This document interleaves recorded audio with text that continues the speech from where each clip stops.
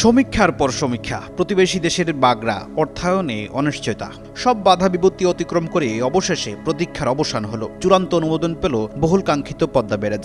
অর্থাৎ বাংলাদেশে প্রায় ৩৫,০০০ কোটি টাকা ব্যয়ে পদ্মা নদীর উপর নতুন একটি ব্যারেজ নির্মাণ করতে যাচ্ছে সরকার।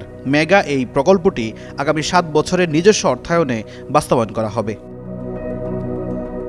বুধবার সচিবালয়ে প্রধানমন্ত্রী তারেক রহমানের নেতৃত্বে অনুষ্ঠিত জাতীয় অর্থনৈতিক পরিষদের নির্বাহী কমিটি অর্থাৎ একনেকের সভায় প্রকল্পটির চূড়ান্ত অনুমোদন দেওয়া হয়।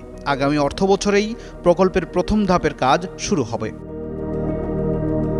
পদ্মা ব্যারেজ নির্মাণ হলে দেশের দক্ষিণ পশ্চিমাঞ্চলের মৃত প্রায় ৫টি নদী পুনরুজ্জীবিত হবে বলে আশাবাদী সংশ্লিষ্টদের।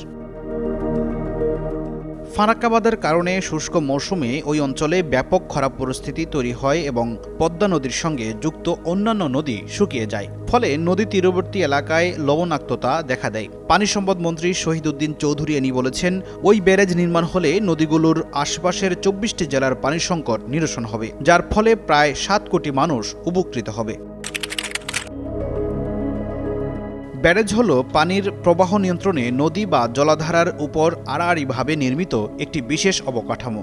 ড্যাম বা বাঁধের সঙ্গে এর বড় পার্থক্যের জায়গা হলো, বাঁধের মাধ্যমে সাধারণত জলাধারের পানি প্রবাহ বন্ধ করে দিয়ে একটি নির্দিষ্ট জায়গা জুড়ে পানি ধরে রাখা হয়।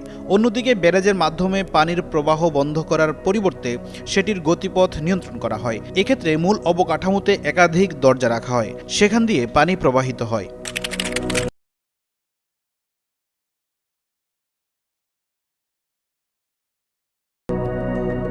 সাধারণত ব্যারেজ নির্মাণের আগে সেটার উজানে এক বা একাধিক কৃত্রিম খাল খনন করা হয়। এরপর পানি প্রবাহ নিয়ন্ত্রণ করে ওই সব খালে পানি ঢুকানো হয়। সেই পানি পাম্পের মাধ্যমে কৃষি জমিতে সেচ আকারে দেওয়া হয়। আবার অনেক সময় ব্যারেজের মাধ্যমে এক নদীর পানি অন্য নদীতে নিয়ে সেটির প্রবাহ বাড়ানোর চেষ্টা করা হয়। পদ্মা ব্যারেজ প্রকল্পের আওতায় মূল অবকাঠামোটি নির্মাণ করা হবে রাজবাড়ীর পাংশা উপজেলায়। প্রায় ২.১ কিলোমিটার দীর্ঘ এই ব্যারেজে ৭৮টি পিলওয়ে, ১৮টি আন্ডার স্লুইস এবং ২টি ফিশ পাস রাখা হবে। এর মধ্যে ব্যারেজের নিরাপত্তা নিশ্চিত করার জন্য বিশেষভাবে নির্মিত যে কাঠামোর মাধ্যমে নদীর অতিরিক্ত পানি বাইরে বের করে দেওয়া হয় সেটাই হলো স্পিলওয়ে। আর আন্ডার স্লুইস হলো ব্যারেজের পানির প্রবাহ ও পলি ব্যবস্থাপনার জন্য নির্মিত আরেকটি বিশেষ কাঠামো। এই ব্যারেজের মাধ্যমে প্রায় ২৯০ কোটি ঘনমিটার পানি সংরক্ষণ করার আশা করছেন কর্মকর্তারা। প্রকল্পটি বাস্তবায়নের মাধ্যমে গড়াই, মধুমতি, হিসনা, মাথাভাঙ্গা, চন্দনা, বারাসিয়া, বড়াল ও ইসামতি নদীর পানি প্রবাহ পুনরুজ্জীবিত করা হবে বলে জানিয়েছে সরকার।